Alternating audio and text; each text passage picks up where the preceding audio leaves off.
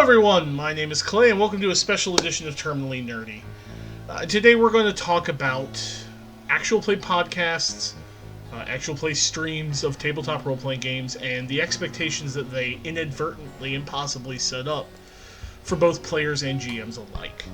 This was inspired because of a Twitter conversation and a blog post by Goblin Stomper.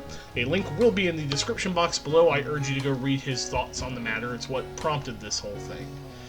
So, for those of you unaware, which I seriously doubt, or many of you if you're watching anything I'm doing, there has been a surge in popularity in the concept of actual play podcasts and streams of tabletop role-playing games. Basically, and I've done it myself, I've done a couple, you get you and your group together, you got your DM, you got your players, you sit down, you play your game, but you do it live. Either in person with a camera watching you, like Critical Role, or Acquisitions Incorporated, or you do it through Roll20, as many people do, like Hyper RPG, or no, I think Hyper does it physically, but you got like How We Roll and Encounter Role-Playing, and just tons and tons of these people. They either stream it, like this, or they play it and just record the audio. Either way works. Unfortunately, and it's not through any fault of these people, it's not the fault of Critical Role, it's not the fault of Acquisitions Inc., the Waffle Crew, Encounter Roleplay, Hyper RPG, none of these people are at fault for this. But, by doing this sort of actual play, they start to create an unrealistic expectation. What do I mean by this? Well, I'm going to talk about the first time I watched Critical Role, which was about a month ago, right? About a month and a half. No, actually about 2 months ago. Right when I started this channel. I heard a lot of people talking about it, saw a Twitter tag called Critters.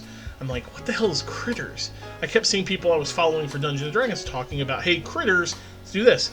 I'm trying to figure it out. Nobody's telling me anything, and I finally figure out that it's a show called Critical Role, run by Matthew Mercer, and involves him and a bunch of professional voice actors. Okay. They're playing D&D. Oh, okay. I recognized Matthew Mercer primarily for me because of a Hot Pepper Gaming review he did of War Machine Tactics, which I loved. Matt, that was funny as hell, and honest. By the way, Menoth is pretty sweet. Kador is better. So I went and I watched a couple episodes of Critical Role. I think I made it up to episode 7 or 8. And after watching them, mind you, I'm a guy who has 21-ish years of tabletop role-playing experience, almost 22 now, of which about 17 of that has been in the DM's chair. After watching those episodes, I stopped and went, my games will never be that cool. And I will never be that good of a DM. Holy shit. And that's no fault of the Critical Role guys. None. It's not their fault. Matthew Mercer's own words have stated even tonight, as I'm recording this, he posted a couple things on Twitter in response to me and Goblin and everyone else, that he's just playing with his friends. That's all any of us do. Each of us who plays tabletop are playing with, hopefully, friends. Either possible future friends or current friends. That's all we're doing. We all want to just play a game and entertain each other. That's all he's doing. He just happens to be a professional grade voice actor playing with a bunch of other professional grade voice actors on a professional set.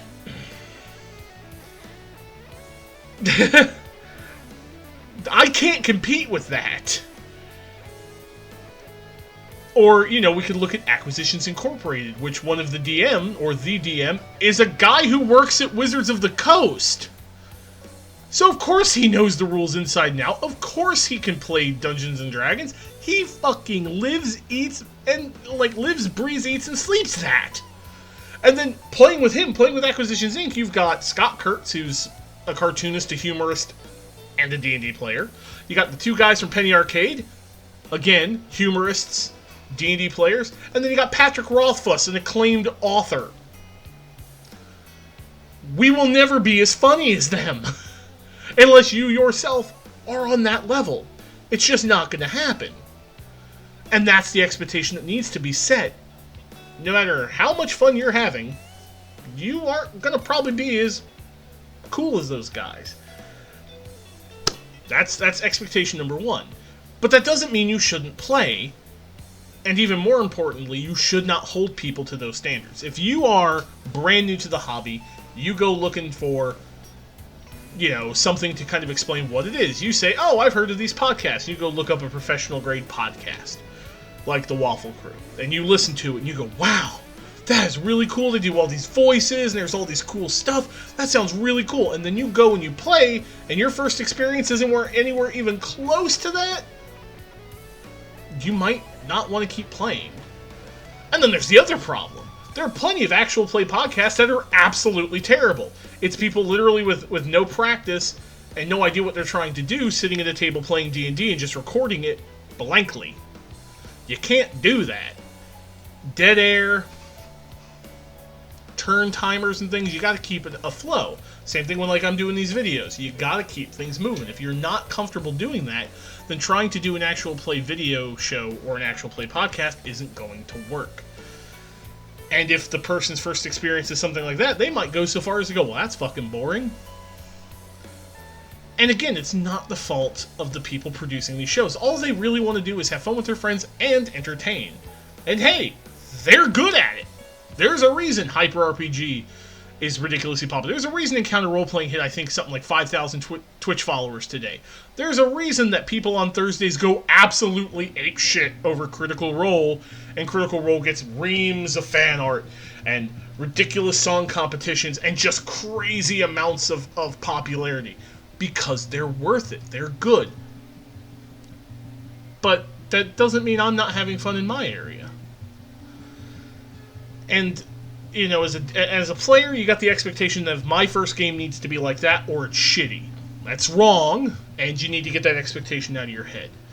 But as a DM, they set up an expectation of, how can I compete with this? How can I make my friends have that much fun? I look at Matthew Mercer, and when I finished the Critical Role thing, I honestly stopped and went, why am I going to bother streaming tabletop D&D when there are people infinitely better at it? He does it, Encounter does it, Hyper RPG does it. It's part of the reason why I don't stream tabletop games. I don't think I'm that good, and I don't think I'd be that entertaining. Whether or not that's true, that's my perception of the whole thing.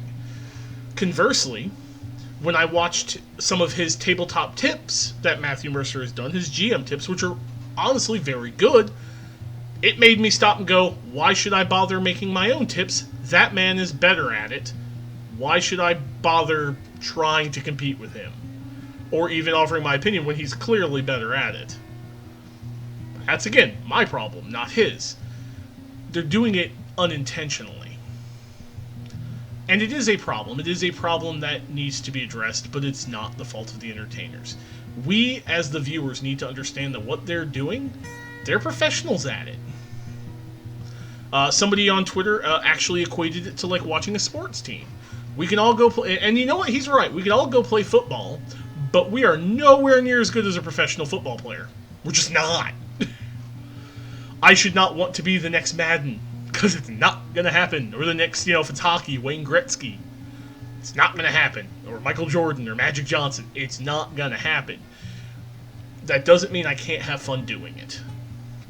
And I had a problem kind of articulating my thoughts because it's 140 characters. So I'm tagging Matthew Mercer in this. I'm going to post on Twitter and actually tag him. And I hope he watches it. Matt, I have nothing but respect for you, sir. But you need to be aware, because you acted a little bit like you weren't quite aware of this, but you are on a pedestal. Whether or not you wanted to be put there, you and the guys at Critical Role were put on a pedestal, and unintentionally, viewers are going to hold other people to that standard. That's no fault of your own. You're having fun, and quite frankly, you're damn good at it. And I appreciate you saying there's probably things I'm better at than you. I seriously doubt that. I've watched your videos and stuff, and while I may have a lot of experience doing it, I am nowhere near as good as you. At all. Nor do I have to be, as long as the people I play with have fun.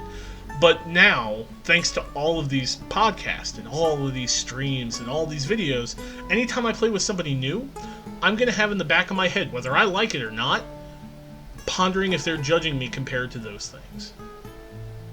And if I'm a player, whether I want to or not, I'm going to be, until I get used to it, I'm going to be judging them going, well, why aren't I having as much fun as these guys are? Even though I know I shouldn't be. There's always that little voice in the back of your head going, well, why aren't I as good as this guy? And you know what? You can't shut it up. So, as players, you need to play, and your aim should not be to mimic the famous things. It should not be to mimic Critical Role. It should not be to mimic Hyper RPG, Encounter RPG, Acquisitions Inc., The Waffle Crew, any of these things. You should not aim to mimic them. Your aim should be, as always, to have fun.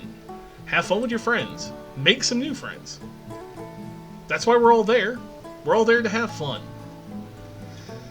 We just need to be aware that expectations are being created because of these shows, and it's up to us as a community, as a tabletop community, to say, hey, these things are awesome. That's not going to necessarily be the reality of it, though. You know, I want to hear some thoughts of you. Do you guys have similar thoughts or feelings? Do you look at these things and wonder to yourself, am I ever going to be that good? Have you run into issues where people are like, well, why aren't we, you know, why don't we have this? And why aren't we streaming? And why aren't we, you know, dressed up in costumes and any of this other stuff? Do you have worries of your own that you're not necessarily as good as some of these personalities? Because that's what they've become. Much like TV, these people have become internet personalities. They're, you know, up here now. I know they're just people, but they're up here. Have you had any issues where you worry that you're just not, you're going to be held to that standard and you can't reach it? I want to hear. Leave it in the comments below. Thanks for watching. If you like what I'm doing, hit that like button. If you don't like what I'm doing, hit the dislike button. Feel free to subscribe if you want to know more. I hope to hear from you. And as always, guys, thanks for watching. And remember, stay nerdy!